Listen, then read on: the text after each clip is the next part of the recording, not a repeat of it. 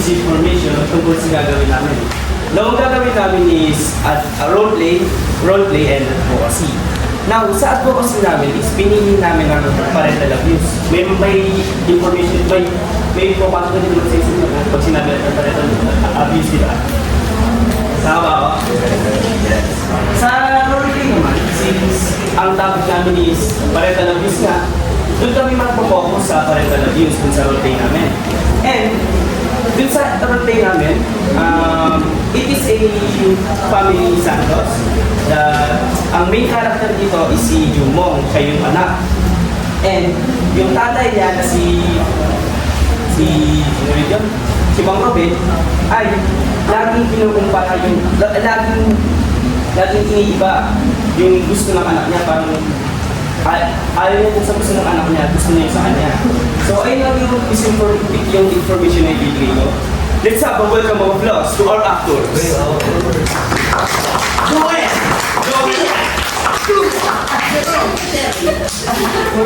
Okay. So let's introduce ourselves. Now, I am Jaron G. Bosas, acting as Lolo Ruben, tatay ni Mang Ruben.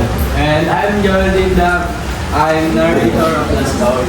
And I'm Gian de la Cruz, and I'm acting as a Mang Ruben. And I am Jerome Perola as Marco, kaibigan po ni Yuko.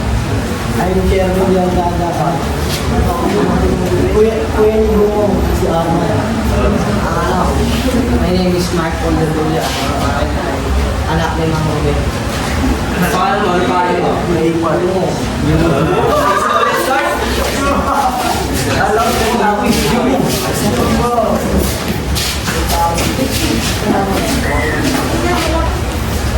3, 2, 1.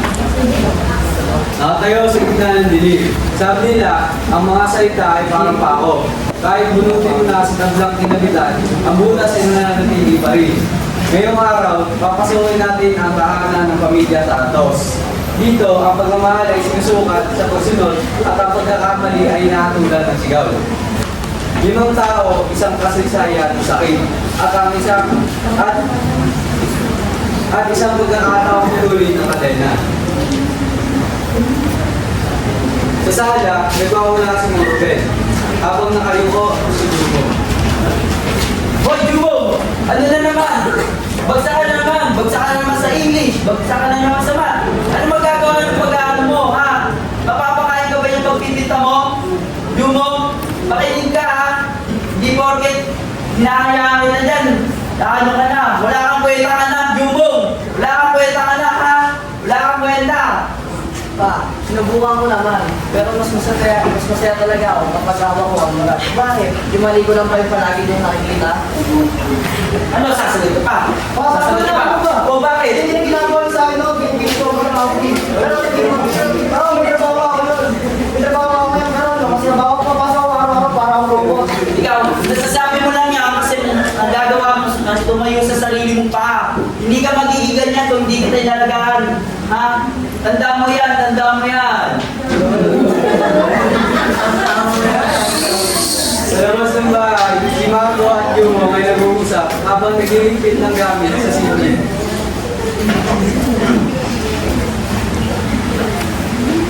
Jumo, nakita ko dati mo sa loob. Sa tuwing namamalig ang pagpipinta, sa pag-ano, nagagat sa sarili mo. Tsaka nakuha mo din yung Siguro nga Marco, minsan kapag tumitingin ako sa salamin, hindi ko nakilala ang sarili ko. Ang palagi ko narinig sinasabi sa akin pa, kabala akong kwenta ka na. Gusto ka? Pero alam mo tol, hindi na naman talaga yung kaibigan mo dito eh. Pati yung kuya mo, tsaka yung tatay mo. Tsaka, ngayong pagpipinta, hindi ka na tinuturuan niyang mag-brush, kundi tinuturuan mo sila kung paano magtagumpay. Sa diaries, si Lolo Ben ay nakaupo pinagmamasdan ang paglubog ng araw. Lalaki si Mang Ruben.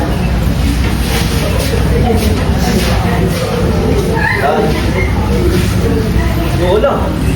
Para yatang bit-bit mong bumudo. Dahil ba yan sa mga anak mo? Oo, tay. Ginagawa ko lang naman ng tama para sa kanila, tay. kung ba't di nila ako maintindihan dahil ayoko naman na-experience nila yung ano natin dati na sobrang hirap. Hindi ko gusto makita silang magdaan silang ganun kasi ganun kasakit na pleasure life. Gusto ko lang naman maintindihan yung pangaral ko sa ito lang tayo. Anak, tatandaan mo ba nung 10 taong ko lang ka pa lang? Nung pinalo kita kasi natuloyan mo yung baro mo. Nakita ko yung takot mo doon, anak. At ngayon, nakikita ko pa rin yung kapag-kaarap ng magulang anak mo. Anak, mali ako. Akala ko kasi ang pagpapalaki ng lalaki ay hindi dapat naiyakap, kundi sa pag-aabuso lamang. Anak, patawad ako. Mali ako dun, anak. Sana ibigyan mo ko. Pero hindi pa naman muli ako, anak. Lahat. Anak, pwede mo pang baguhin.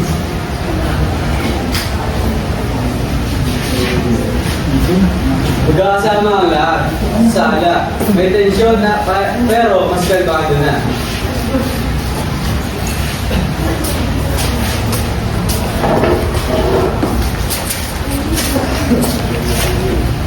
Pa, inuusap mo yung dugo mo.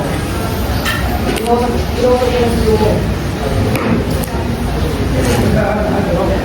Pagulong ako sa mat, pero sa isang kondisyon.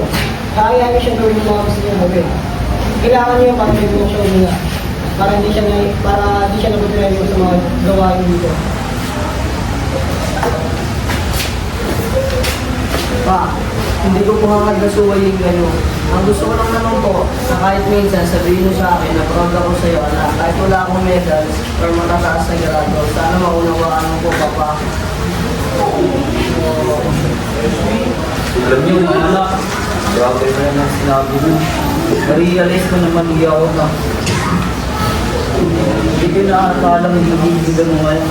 Pero ngayon, babago na ako. Ikaw, Jumong. Umpisaw niya ng ituloy ang pag-paint mo. At ikaw naman, Arman, salamat dahil ginawa mo ang mabuting ama. Kung hindi dahil sa'yo, hindi ako magkakaganito. Oo. Ano mo meron sa mga mukha nyo parang may laman? Let's try it out. Alam niyo, pwede pa natin ayusin to at buuin muli yung pamilya.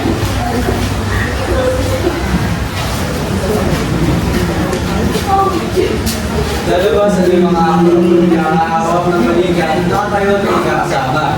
Ang sugat ng kahapon ay hindi agad naglalao. Mga katito, sasakit at mag-iiwan ng bilan. Pero sa paggamit ni Prophet, sa pagtindig ni Arman, sa pag-unawa ni Don Lopez, sa pakikiramay ni Marco at sa atapangan ni Jumong. Ang pamilyang ito ay nagsimula na huminga dahil sa tunay na pundasyon ng isang tahanan ay hindi simento, kundi ang malayang pag-uusap at pagtanggap ng bawat isa. Magandang umaga sa ating lahat. Ngayon ay, alam niyo naman na, ngayon ay tatalakayin natin ng isang issue na daganap pero tahimik. Alam naman na maraming bata ang takot sa kanilang tahanan.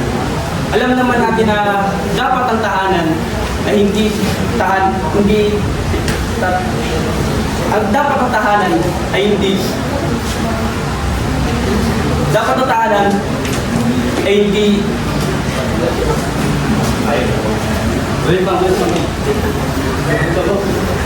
Magandang umaga sa ating lahat. Ngayon may tatalakayin natin ang topic na nalaganap ngayon pero tahimik. Maraming mga bata ang nasasaktan sa kanilang tahanan. Dapat talaga ang tahanan ay hindi tahanan ng takot, kundi tahanan ng ligaya at pagigilom.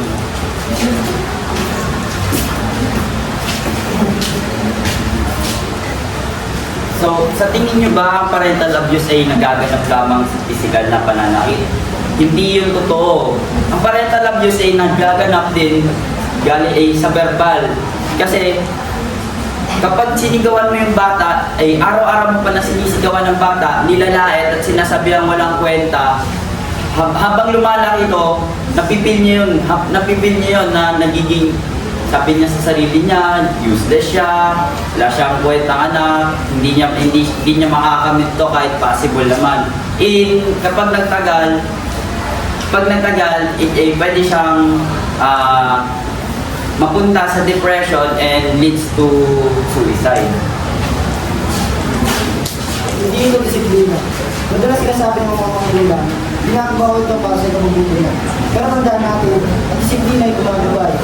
Ang abuso ay nanawag, ang bata ay tumutunod at hindi dapat natapos. Epekto sa kabataan. Kapag ang isang bata ay lumaki sa tao, nawawala ang tiwala sa sarili, tapos hirap magmahal, at tiwala sa iba. At ang mas masakit, dinadala niya ang sugat sa mga pagdagdag. Sito na ako. Ang nasaktan ay pwede na. Ang napahiya ay pwede na. Ganito umiikot ang sito ng abuso. Maliban kung magsabi man ng tama. At hindi kailangan ipasa ang sakit para maging isang ako. Mensahe ito para sa mga magulang.